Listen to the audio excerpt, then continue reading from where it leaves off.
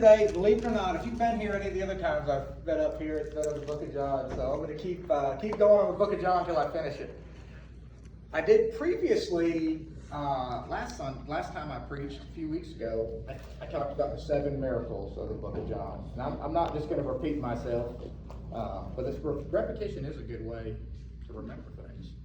But today, I'm going to go through the same narrative, but instead of focusing on the 7 miracles in the book of John, I came up with 6 encounters in the book of John. And I'm going to chronologically go through 1, 2, 3, 4, 5, 6 encounters that Jesus had in that are documented by the disciple John. He refers to himself as the one whom Christ loved. And the 6th one is what my sermon's going to be on today. And the sermon, eventually I'm going to hopefully get to it, is going to be out of John chapter 13. And I'm probably going to read the first 10 or 12 verses of it. So I've done this before, but the chronological narrative that I went through previously, I focused on the miracles. This time I'm going to focus on some encounters. And you'll have heard me mention these encounters previous times I spoke. But in John chapter 1, one of the first encounters that Jesus has is in a city called Bethany, west of the Jordan. Now, I preached about Bethany just east of Jerusalem. Bethany east of the Jordan. And it's in modern day Jordan, and it's where John the Baptist was baptizing. And this first encounter of Jesus is with John the Baptist. Well, he's baptizing, and he's got some of his disciples like John, his brother James, Philip, Peter, Andrew, and John sees Jesus coming, says, "Behold, the Lamb of God." This is where Jesus is baptized.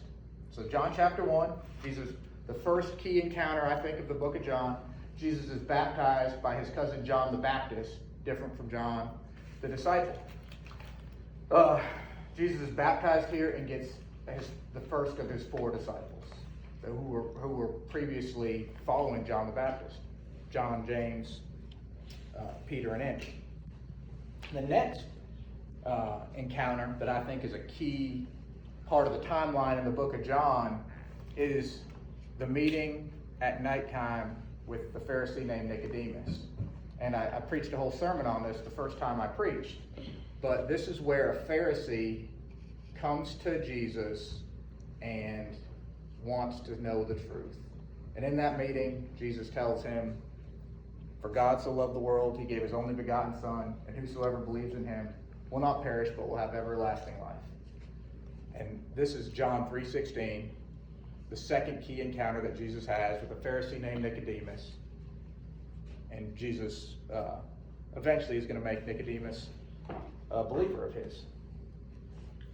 In John chapter 4, when Jesus is traveling from Jerusalem back to Galilee, he travels through Samaria, and he runs into this woman, the woman we know as the woman at the well. Samaria was a unique place. They were ethnically Jewish when there were 12 tribes.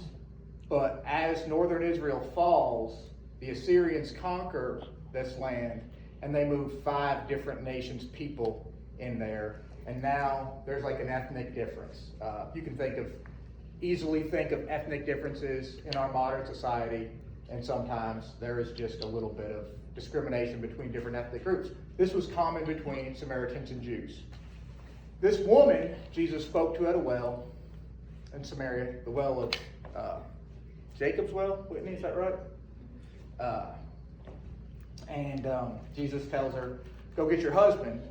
She says, "Well, I'm not married." Jesus prophesies to her and says, "That's correct. You've been married 5 times, and the man that you live with now still isn't your husband." Well, she says, "You must be the Messiah." And Jesus then tells her that the water that they're getting out of the well isn't the water she needs, that he's the living water and will give her everlasting life. Similarly, he told Nicodemus in his meeting, his previous key meeting, that he would be the source of everlasting life.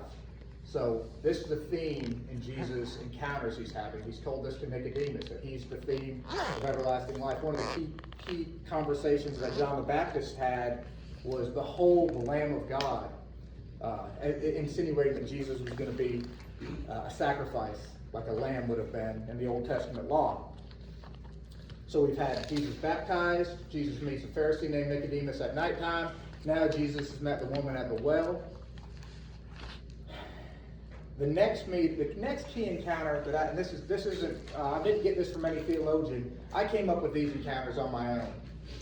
So there may be, if you were to look up the 6 key encounters of Jesus, you might find some different ones. The next one I'm going to talk about is in John chapter 8. Jesus is in Jerusalem, and Pharisees bring a woman that was caught in the act of adultery to Jesus. And they try to trick Jesus, or they try to stump Jesus, as they always did. And they say, this woman here was caught in the act of adultery, and our law says to stone her. What do you say? And Jesus says, I'm going to quote another one of the most famous and most quoted lines in the Bible. Jesus tells them, let he who's without sin cast the first stone. And it says, one by one, starting with the oldest, they dropped their stones and walked away. Another interesting part of this encounter is, while they were talking to Jesus and had the woman there, it says Jesus was writing something in the ground with a stick. If you can picture Jesus writing in the ground, well, they've got this woman caught in the act of adultery, and he's going to say, he who's without sin cast the first stone. A lot of people think maybe since Jesus was all-knowing, he was probably writing down those Pharisees and judges' sins. You've done this. You've done this. Now, let he who's without sin cast the first stone. And one by one, their stones hit the ground until Jesus said to the woman, where's your accuser? And she said, I have none. And Jesus said, I also don't condemn you. That was in John chapter 8. So the next encounter is in John chapter 12, but I'm going to backtrack and retell what I told about John chapter 11. John chapter 11 is Jesus' 7th miracle where he raises Lazarus from the dead. Well, in John chapter 12, Jesus has another key encounter. The risen Lazarus, who had previously been dead for 4 days, in John chapter 12, Jesus is eating a meal at his house in Bethany. Lazarus, of course, had 2 sisters, Mary and Martha. We've talked a lot about these sisters. They have a unique story. They each have a very different nature. And there's a lesson in the nature of Lazarus' 2 sisters, Mary and Martha. But at this 5th encounter that Jesus had at their house in Bethany, there's an interesting thing that happens. Mary, who some would call her lazy Mary, definitely not as much of a go-getter as her sister Martha was. Mary is washing Jesus' feet with a perfume that would have cost a year's wages. I'm going to go back and say, we previously met Mary and Martha at their house, where Mary sat at Jesus' feet while Jesus preached, and Martha was getting dinner ready, and Martha didn't like it that Mary wasn't helping her, so she said, Lord, get my sister to help me. And Jesus told her, Martha, Martha, you're always worried about the things that aren't important, but your sister is worried about the things that can't be taken away from her. Now here we see Mary again with her hair, in a year's worth of wages and perfume, washing Jesus' feet. Now there was one of the disciples that didn't like it. If anyone know what disciple didn't like it, that she was using that expensive perfume? Judas Iscariot. Judas Iscariot, yeah. He was. John tells us he was stealing. He wanted to steal that money. I don't think John liked Judas. And there's another thing.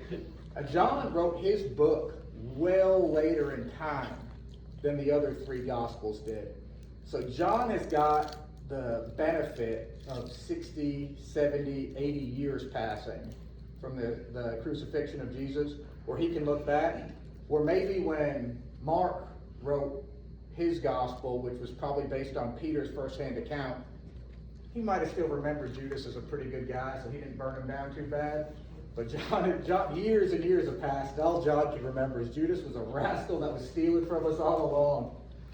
So yeah, Judas didn't like it. He said that could have been, that perfume that Mary of Bethany, many Marys, this Mary is Mary of Bethany, that perfume that Mary of Bethany was using to wash your feet with her hair, your dirty feet, because they walked around in dirt roads, sandy, dusty, didn't rain, kind of like Dover in June, July, and August. And they wore either sandals or they were barefoot, so their feet were nasty. And they walked in a house. It was I don't know, I guess they had to wash their feet just like we wash our hands. So she's washing his dirty feet with her hair and this expensive perfume. And when Judas says, I don't like that, we should have sold that perfume and fed the poor, Jesus says to Judas, you're always going to have poor people. Isn't that true? Another prophecy of Jesus, you're always going to have poor people, but the Son of Man is only going to be here for you for a short amount of time. So Jesus again tells us that Mary's right for what Mary's doing. And Mary is showing us the heart of a servant. That's the fifth encounter. And that brings us to Holy Week. So in the chronological timeline of Jesus' life, that's the last encounter before we get to Holy Week, the week that Jesus is going to be crucified. So after this, the book of John tells us Jesus rides into Jerusalem on a colt, on a donkey. That was Palm Sunday. People in Jerusalem waved palm leaves and cried, Hosanna. The Monday of Holy Week, so Monday, Tuesday, and Wednesday of Holy Week, we don't get much from the Gospel of John. But Monday, we know from the other Gospels that Jesus went into the temple and turned over the money tables. Tuesday and Wednesday, there was some more teaching done. And the Thursday of Holy Week, which is what it's taken me 10, maybe 12 minutes to get to, starts in John chapter 13. The book of John gives an in-depth rundown of the Last Supper. We get to Maundy Thursday. Maundy means Holy Thursday. This is the night of the Last Supper, the night that Jesus is going to be betrayed. And John gives us 4 chapters, 3+ chapters on this Last Supper. And the Last Supper starts here with Jesus washing his disciples' feet. So I mentioned that Jesus, in Jesus' time, people walked around in sandals or barefoot. Their feet were dirty. They usually washed their feet when they got into a house. So they're about to eat this Last Supper. And the first event of the Last Supper, I'm going to pick up reading in John chapter 13, verse 1. I'll give you guys a second to get there. So it says, Now, before the feast of the Passover, Jesus, knowing that his hour had come, that he would depart of this world to the Father, having loved his own who were in the world, he loved them to an end. During supper, the devil, having already put into the heart of Judas Iscariot, the son of Simon, to betray him, Jesus, knowing that the Father had given all things into his hands, and that he had come forth from God and was going back to God, got up from supper and laid aside his garments, and taking a towel, he girded himself. And then he poured water into the basin and began to wash the disciples' feet and to wipe them with the towel in which he was girded. So he came to Simon Peter. He said to him, Lord, do you wash my feet? And Jesus answered and said to him, What I do, you do not realize now, but you will understand hereafter. And Peter said to him, Never shall you wash my feet. And Jesus answered him, If I do not wash you, you have no part in me. Simon Peter said to him, Lord, then wash not only my feet, but also my hands and my head. Jesus said to him, He who has bathed needs only to wash his feet, but is completely clean. And you are clean, but not all of you. Not all of you, meaning he knew Judas was going to betray him. So, when he'd washed their feet and taken his garments and reclined at the table, he said to them, Do you know what I've done to you? You call me teacher and Lord, and you're right, for so I am. If I then, the Lord and your teacher, wash your feet, you ought to wash one another's feet. Jesus set an example.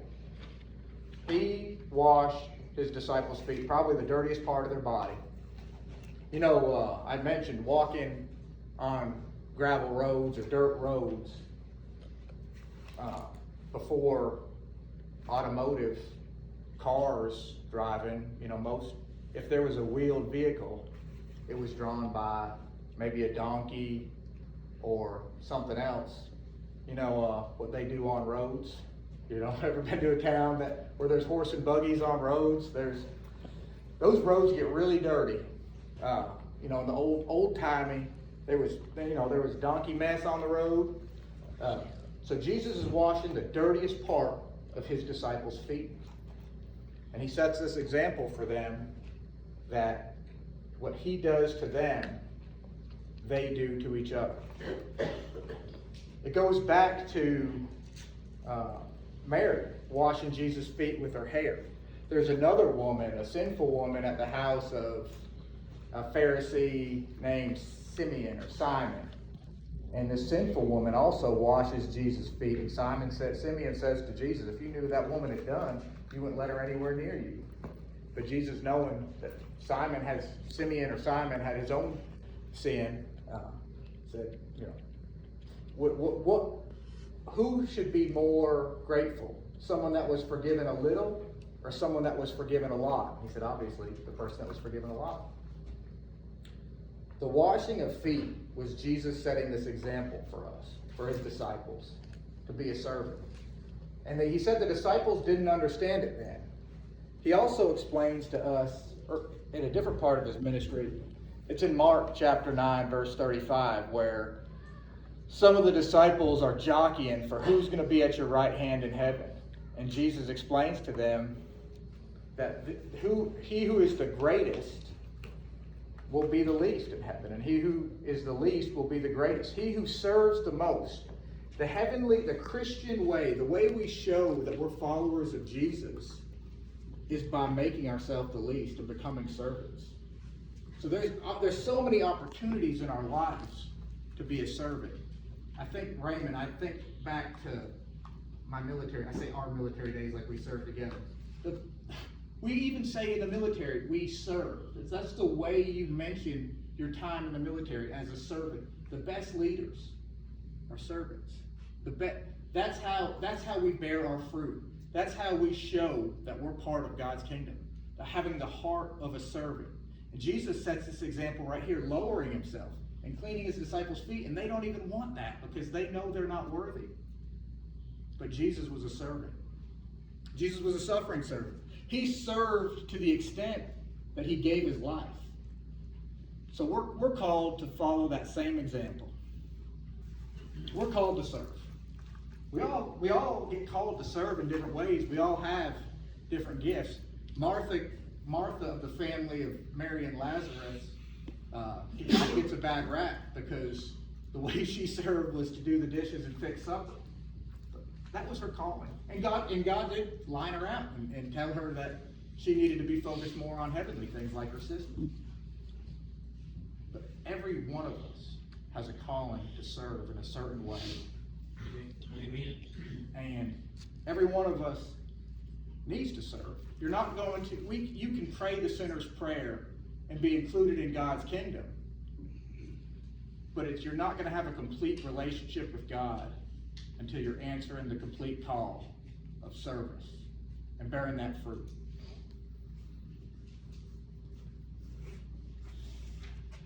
I think I made a note here to say something, but I've already said it. If our faith is real, it'll manifest itself. We'll see it with the fruit that we bear in our service. So let's all follow Jesus' example the night of the Last Supper, where he washed his disciples' feet, and look for where we can proverbially wash people's feet in our life. Ryan, I think I'm ready for a hand.